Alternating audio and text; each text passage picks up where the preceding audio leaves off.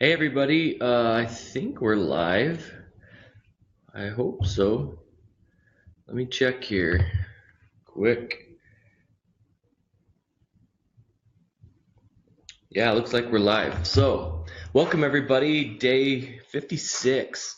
And today I told you I had to use my computer. I'm using Blue Jeans, bluejeans.com to stream live from my computer so I can show you the pricing that we did for software funnels. And so this is part two of how to price your SaaS service.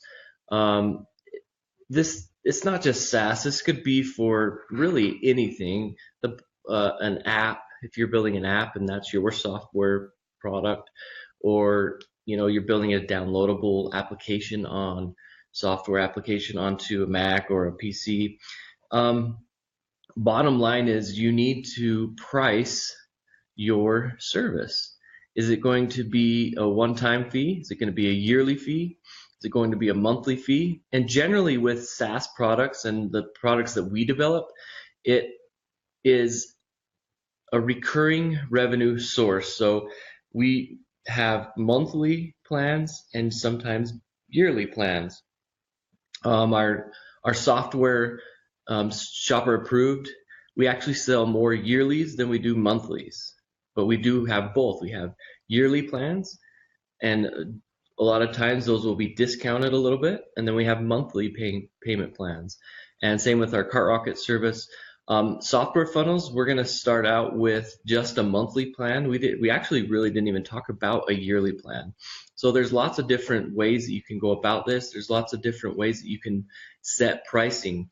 There's per user pricing, there's per account pricing, there's just plain old, it's just if you sign up, you pay this amount.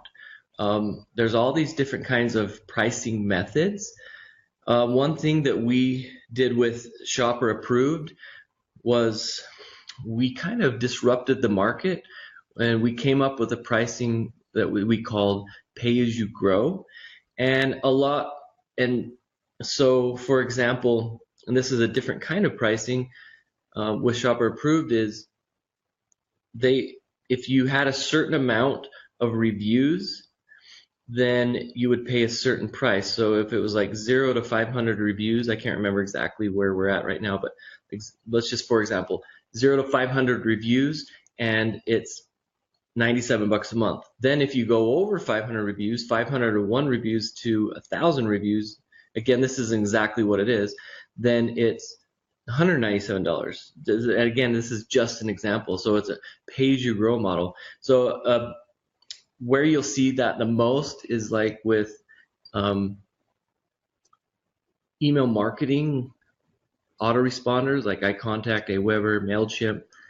You will pay based on the amount of emails you need to send a month. And so your price can go up or can go down. So that's another type of pricing model. So you need to determine how you price your service. If it's like that, as they're paying as they grow, they're getting value based on the amount of things they do in your software, then you can price it like that. If it's per user based or per account, then that's how software funnels is going to be. So I'm going to share with you my screen. Hopefully you guys will be able to see it. Start sharing. Okay. Looks like we're good here. So we simply opened up a Google Doc, a Google spreadsheet. You can do this with Excel, OpenOffice, Google, for free with Google Sheets or whatever type of spreadsheet service that you use. And that's all we did was we just opened this up. Then what we determined was we wanted to see, okay, look, Software Funnels is a service full of services, okay? We've got a whiteboarding service, a whiteboarding tool. We've got a wireframing tool. We've got projects. We've got, our projects tool, which is like Trello. We got our team chat, which is like Slack. We've got our help desk, which is like Zendesk. for example. We've got reports, which is like Hubstaff. We've got analytics, which is like Barometrics or ChartMogul. We've got our services, which is like kind of like Upwork, but not. And some of them are different. They're not exactly like that. So what we did is, if you can see here on the spreadsheet, we went through and found the competition that most resembled these tools. So for example, awwapp.com is a whiteboarding tool, and their monthly cost per user is $10 a month. Wireframing, Balsamic is an online service to wireframe. Their monthly cost per user is $12 a month. The projects like Trello, their monthly cost per user, if you use their paid version, is around $10 a month. Team Chat, if you need more than 10,000 messages in the history, then you've got to pay, and so it's $8 a month per user. Help desk like Zendesk, $25 a month is the cost per user if you go and use Zendesk. Reports, Hubstaff, $5 a month. Analytics, there isn't a per month, but about a monthly cost with well, actually we didn't have that for the services or the analytics, but generally it's about like $35-40 a month. So anyway, so then we're like, okay, well, what's the monthly cost if there's 5 users? Okay, so we times, for example, with the AWW app, it's $10 times 5. If there's 10 users, $100. If there's 25 users. So the monthly per cost for all these tools is $425 if you had 5 users using these tools. If you had 10 users, $775, and 25 users, you would pay $1,800 a month. So what we want to do is we want to come in with a price that's starting out the gate. You usually start low, but that doesn't mean you can't start high. There's nothing wrong with that. Start super high. There's nothing wrong with that, but go and see what competitors are doing. And so what we did is we came up with, okay, we're going to do a 14-day free trial. Again, this is just something we threw out there. We've done free trials in the past, and they're great. And we wanted it to be as short as possible. You can go a 7-day trial, a 14-day, you can do 30-day, you can do 60-day, you can do whatever you want. Here's the bottom line that you guys need to remember is you can change this whenever you want. You can change it. Make sure the best thing that we like to do is grandfather people in. So if you gave somebody a 14-day trial, then let those people do that. If you change it to 7, let the people that were on the 14, let them do the 14. But you can change this. We're going to test this. It's all about testing, seeing what works, seeing what the market wants. So our first test is going to be a 14-day free trial. Okay. The only caveat to that is on the free trial, you don't get access to our services tool. Which our services tool, the reason why we did this is because this is where they get access to all the companies that we use for programming, for design, the agencies we use. We're going to have lots of resources in that area about getting funding if you want funding. And so we felt like that's way too valuable to just give away during that 14-day free trial. So they get access to everything except services.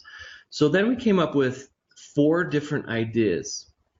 So one idea for the software funnels pricing was, okay, up to 3 users, you get $47 a month.